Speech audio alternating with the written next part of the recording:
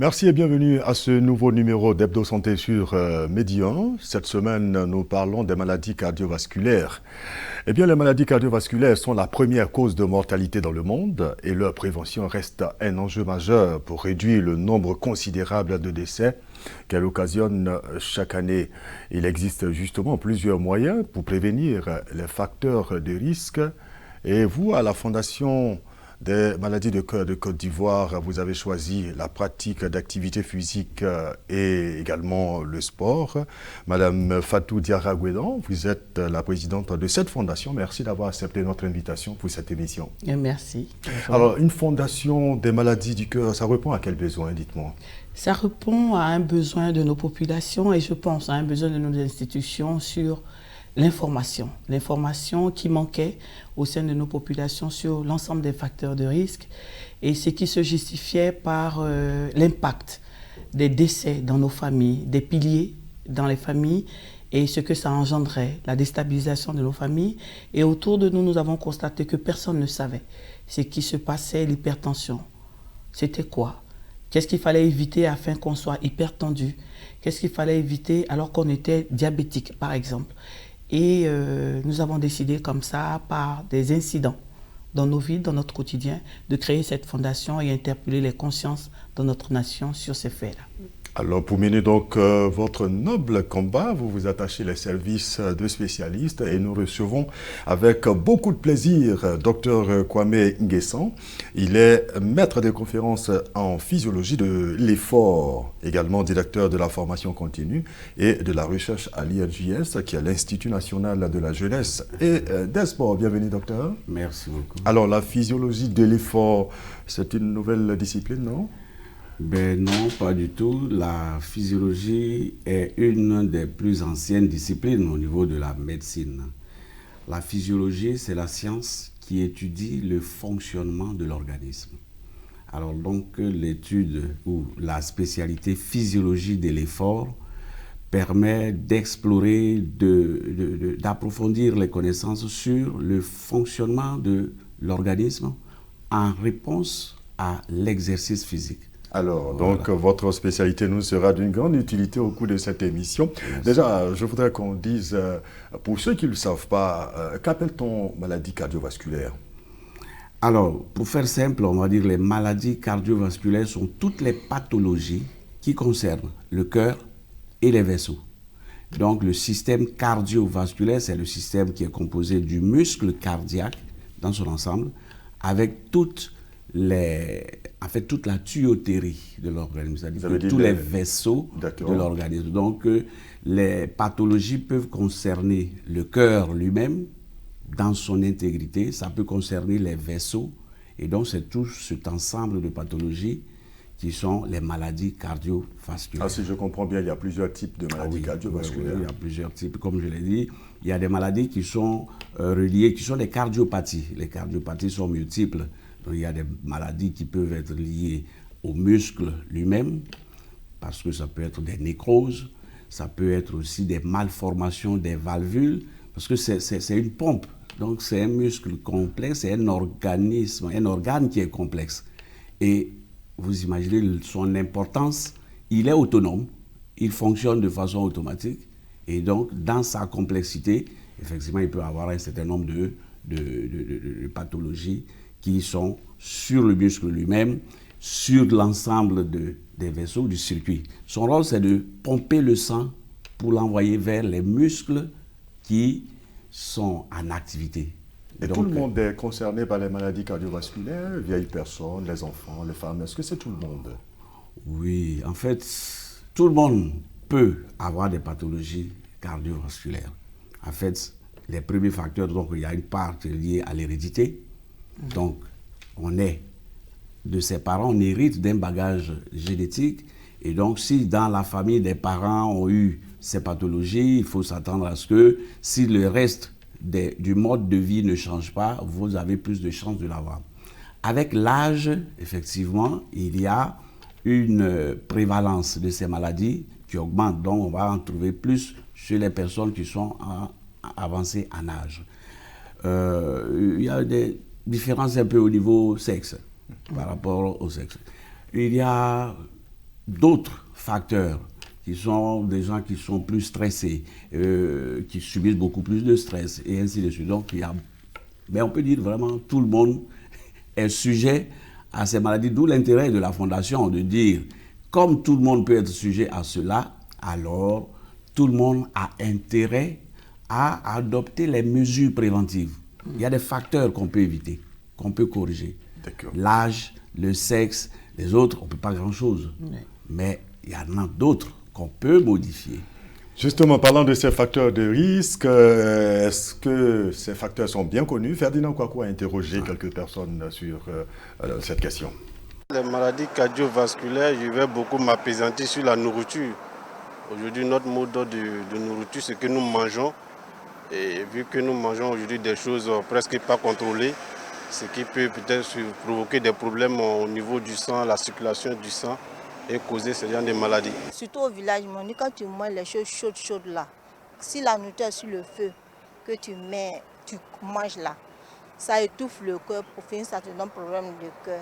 Et puis les maladies qui sont arrivées dessus maintenant, c'est la nourriture. Parce que les plantes que les gens font maintenant, les font avec les produits.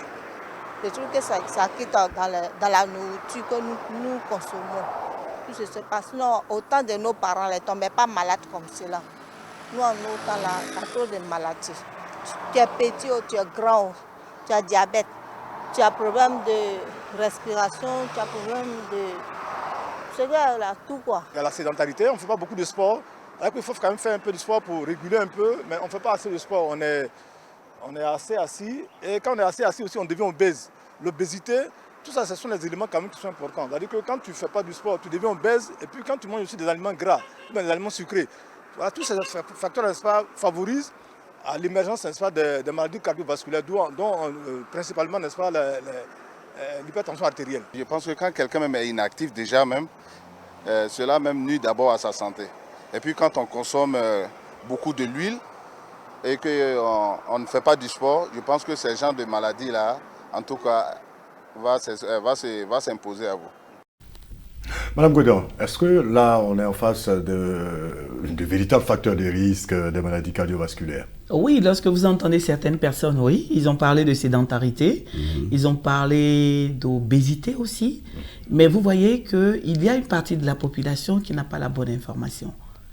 Vous comprenez que pour nous, c'était important de sensibiliser sur ces aspects des choses, donner l'information sur les facteurs de risque, tels que le stress, la sédentarité, l'obésité, l'hypertension artérielle lui-même, qui est une maladie à part entière. Aujourd'hui, l'obésité, c'est une maladie à part entière. Le diabète, c'est une maladie à part entière, mais ce sont des facteurs de risque que nos populations doivent pouvoir cerner, comprendre, et auquel il faut faire attention. Voilà ce qu'on peut dire sur ça. D'accord. Mais je voudrais mettre l'accent ici sur la surcharge pondérale, docteur. Ouais. La surcharge pondérale, c'est quelque chose dont on ne parle pas beaucoup. Voilà, c'est ce qu'on appelle le calcul. Qu'est-ce que vous appelez la surcharge pondérale? On en parle lorsqu'on parle de l'IMC. L'IMC, c'est l'indice de masse corporelle qui est facile à calculer. Vous avez le poids sur la taille multipliée par 2. D'accord. Voilà. Donc, ça vous donne un chiffre. Alors, jusqu'à 25, vous êtes, jusqu'à 24,90, vous êtes encore dans les normes. Au-delà de 25, vous êtes en surcharge pondérale. À partir de 30, vous êtes obèse. Donc, ce sont des signaux quand même que nos populations doivent avoir pour pouvoir prendre des dispositions en termes de prévention et se dire attention, il faut que je me mette à revoir ma nutrition, il faut que je me mette au sport pour évacuer toute cette graisse-là qui risque au finish de me créer un problème vasculaire. Justement, voilà. Elle a parlé d'alimentation, elle a parlé de sport. Voilà. Oui, docteur. Ouais. Alors, en fait, ce que je pourrais ajouter, c'est dans l'élément, ils ont beaucoup parlé de l'alimentation. De fois, c'est juste, bon, il y en a qui disent si tu manges chaud, c'est bon. Mais c'est essentiel. En général, on mange 2-3 fois par jour. Même quand on mange, pourquoi on mange? On mange parce qu'on a besoin d'énergie. Donc, l'énergie que nous devons avoir vient des aliments. Et lorsque nous consommons les aliments, d'abord, il faut que l'alimentation soit équilibrée. Donc, nous mangeons par rapport à des besoins précis. Si nous mangeons plus que nos besoins, l'organisme va avoir tendance à stocker le surplus d'énergie. Et en les stockant, il les stocke en graisse. Donc, les graisses vont être stockées dans des cellules bien précises et ce surplus de graisse va modifier la corpulence de l'individu. Donc, l'indice de masse corporelle, c'est la corpulence. Alors, donc, quand on voit à vue d'œil, et ça, on le constate, lorsque vous regardez nos jeunes, vous voyez que au fur et à mesure, on a une modification de la corpulence. C'est relié à l'absence, ou du moins à la sédentarité. La sédentarité, le manque d'activité physique. Absolument. Et les élèves dans les milieux scolaires, donc le ministère vient d'être renommé ministère de la promotion des sports. Quand il dit ministère, c'est le ministère en charge des sports. C'est-à-dire le ministère de la promotion des sports et du développement de l'économie sportive. Mais c'est la promotion des sports. Donc c'est important parce que, en Côte d'Ivoire, heureusement, la nature nous a gratifié d'un certain nombre de ressources. Donc on mange bien.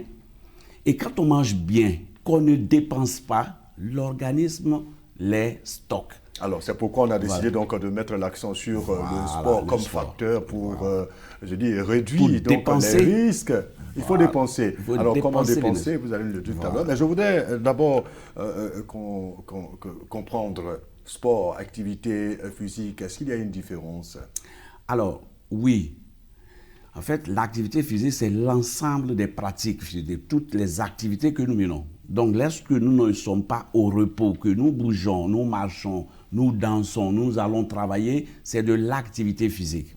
Ces activités physiques dont la pratique peut être organisée, structurée, réglementée. Donc, dans ce cas-là, sa pratique-là devient codifiée, réglementée, dans le but d'une performance sportive. Là, on tend vers le sport. Si vous prenez la marche, on peut marcher. Oui. Mais il y a la marche sportive. On peut courir. On court. La marche sportive, comment ça se fait? Elle est rythmée. C'est à une allure rapide. Oui, particulière. La différence avec la course, entre la marche et la course, c'est que dans la marche, il y a toujours un appui au sol. Oui. D'accord. Alors, Madame Gueda, qu'est-ce que vous utilisez lors de vos sensibilisations des populations? C'est l'activité physique ou c'est le sport? Non, c'est l'activité physique qui est recommandée. L'activité physique qui est recommandée. Et nous avons mis l'accent sur une activité physique qui vous sied. Laquelle? Oui, une activité physique qui vous sied. Pourquoi?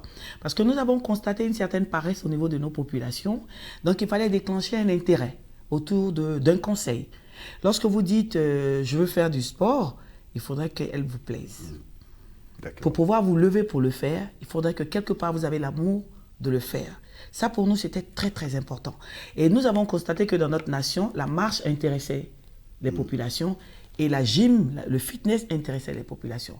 Donc, nous avons axé toute notre stratégie de communication et de communication sur la marche sportive, la marche spontanée, et le fitness. Et on s'est rendu compte qu'effectivement, les populations ont totalement adhéré puisque c'était rythmé avec la musique, avec un coach en face et ça permettait aux gens de s'exprimer, d'exploser.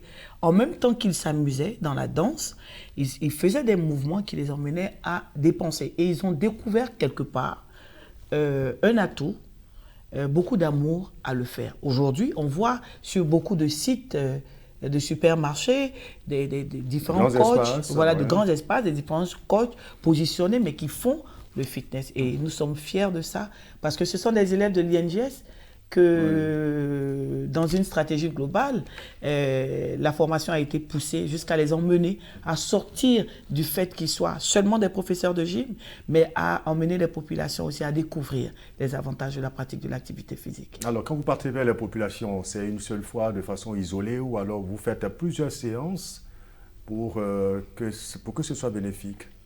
Non, pour que ce soit bénéfique, il faut le dire sincèrement. D'abord, le conseil qu'on demande, c'est 5 fois par semaine. Vous confirmez, docteur? Oui, je confirme. En fait, dans la pratique de l'activité physique, c'est la régularité. Oui. Il faut le faire de façon régulière. Parce que l'activité physique même est un stress qu'on impose à l'organisme pour que l'organisme s'adapte mieux. Donc, qu'est-ce qui fait que dans l'activité physique, il y a une utilité? Il y a une utilité parce que dans l'exercice physique, on va solliciter l'ensemble de l'organisme. Le cœur, dès que vous êtes au repos, bat à un certain rythme. Mais lorsque vous sollicitez en marchant ou en courant, vous allez voir que le rythme va s'accélérer parce que les muscles ont besoin de nutriments. Les muscles ont besoin de... Donc, le cœur va battre plus vite pour augmenter le volume de sang qui arrive aux muscles. Et donc, c'est le débit cardiaque qui va augmenter. Et ce débit cardiaque-là augmentant pour pouvoir répondre aux besoins des muscles qui sont sollicités. Et dans ça, en fait, l'exercice physique permet d'utiliser le carburant du muscle. Le carburant du muscle, c'est le glucose. On a dit l'alimentation, si vous mangez et que vous ne dépensez pas, alors l'organisme va les stocker. Mais quand vous faites l'exercice, c'est la manière de dépenser ce qui peut être stocké.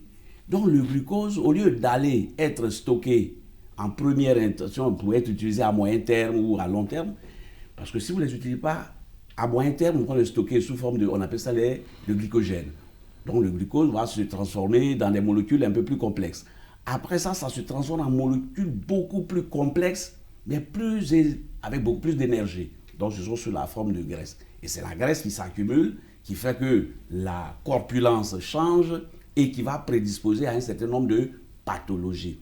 Donc l'exercice permet à l'organisme de, utiliser le sucre plutôt que d'être stocké. Donc ça permet d'éviter qu'il y ait trop de sucre dans le sang.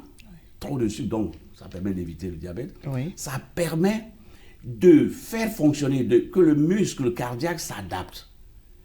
Mais si vous répétez, donc la régularité, et puis dans la durée, donc on va revenir là-dessus, je dis que c'est pratiquer une activité physique de façon régulière, mais pendant un minimum de temps qui puisse solliciter les réserves. Minimum de temps, combien de temps? 30 minutes, minimum 30 minutes. 30 minutes à une certaine intensité. Donc vous comprenez, j'utilise les termes. D'abord, elle a dit, on prend des activités que les gens aiment. Donc il y a la nature de l'activité.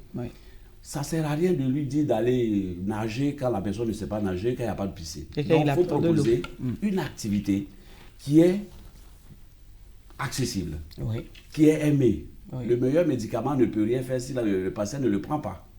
Donc une activité qui va être pratiquée avec, pas avec contrainte, qui va être pratiquée, mais pendant un minimum de temps sur une période donnée. Donc régularité, l'intensité c'est important parce que plus vous allez augmenter l'intensité, plus les filières de l'organisme pour produire l'énergie vont différer. Donc si l'intensité est élevée, la manière de mettre à disposition l'énergie change.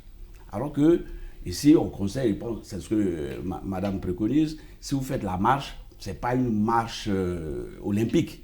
C'est une marche qui doit, mais à un certain niveau, à un certain rythme. Alors, je veux comprendre, docteur, en termes simples, lorsque c'est respecté, qu'est-ce que ça apporte à l'organisme? Qu'est-ce que ça apporte au cœur? Ça permet au cœur de bien se porter, de bien pomper, c'est ça? Bien sûr, oui. Ça donne beaucoup au cœur.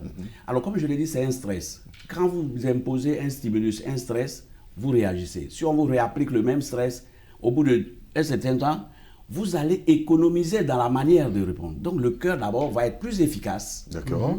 Il va être plus performant. Donc au lieu de battre plus vite, va battre un peu moins. Et au lieu de pomper, la quantité de sang qui est envoyée va s'améliorer.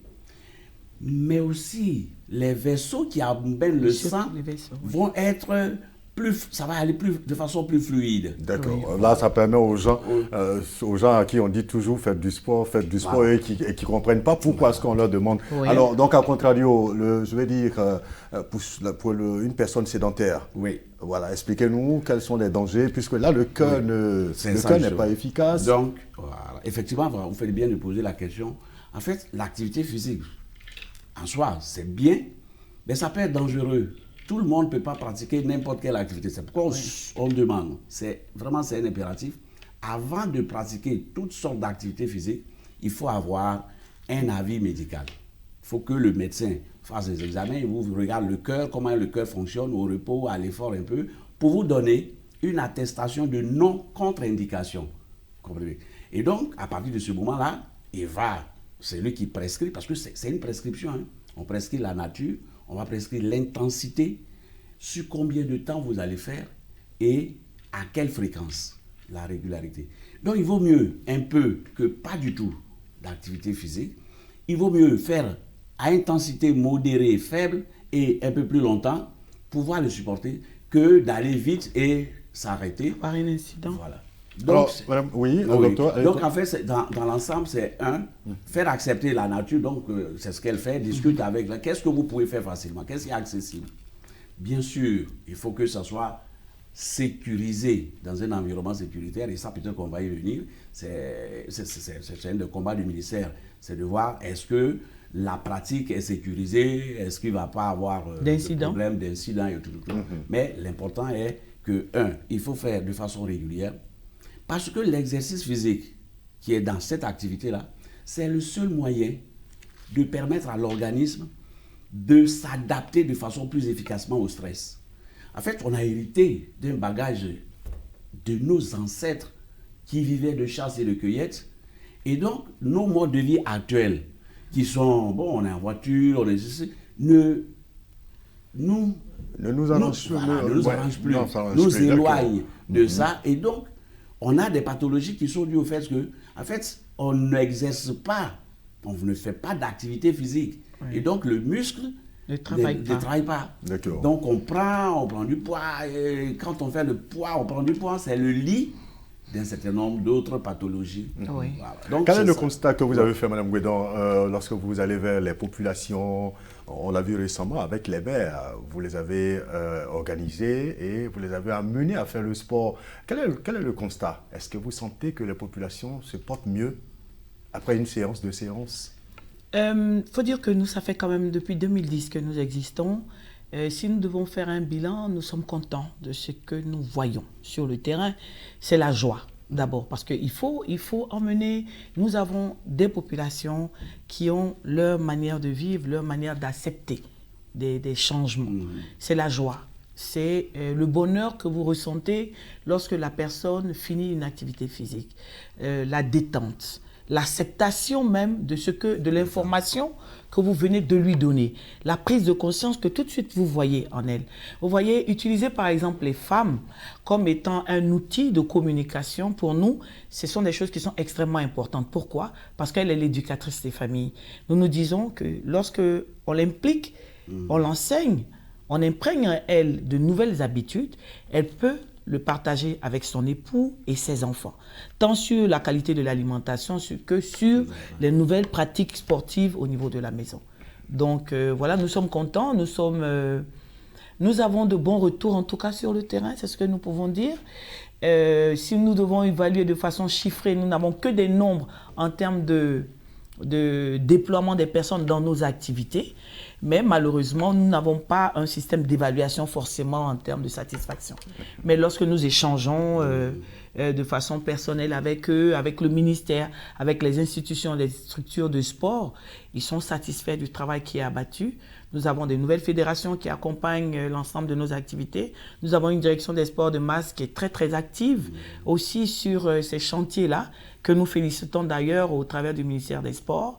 Et nous avons cette volonté manifeste du ministère de nous accompagner sur l'ensemble de nos activités. D'accord, voilà. Allez, vraiment beaucoup de courage à vous. Alors, merci. Ce que je pourrais ajouter, effectivement, dans le partenariat que Madame a avec l'Institut national de la jeunesse et des sports, c'est l'élément essentiel, c'est les ressources pour l'encadrement. En fait, c'est... Oui. L'INGS forme effectivement les acteurs, les professeurs de lycée qui sont spécialisés dans l'enseignement de l'EPS. Ça, c'est important aussi, hein, parce qu'à l'école, c'est l'éducation physique et sportive. Donc, c'est utiliser les activités physiques et sportives à des finalités éducatives. Oui. Pour que l'enfant qui va à l'école, qui a été habitué à pratiquer les activités physiques, mais quand il devient adulte, il a plus tendance à les intégrer dans son mode de vie. Absolument. Donc c'est important et ça c'est vraiment le partenariat avec. Mais à côté de ça, donc dans la diversification des ressources humaines pour accompagner cette politique, parce que c'est extrêmement important. D'accord. L'État peut investir dans des cadres et puis bon, comme elle a dit, la prévalence des maladies cardiovasculaires est importante, ça augmente.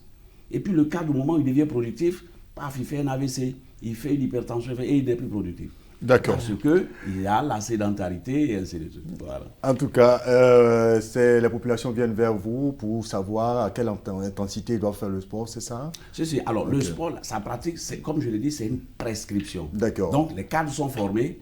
Et c'est pourquoi, des fois, bon, je dis, les médecins, les orientaux, ils leur disent, oui, fais du sport. Mais on ne fait pas du sport. C'est vers qui on va pour la prescription? Il faut prendre des spécialistes en activité physique. Il y a des gens qui sont formés pour prescrire la nature, l'intensité, la fréquence et la durée. Merci infiniment, docteur Kwame Nguesson. Je rappelle que vous êtes maître de conférence en physiologie de l'effort, directeur de la formation continue et de la recherche à l'INJS, qui est l'Institut national de la jeunesse et des sports. Également, merci à vous, Madame Fatou Diawara Guédon.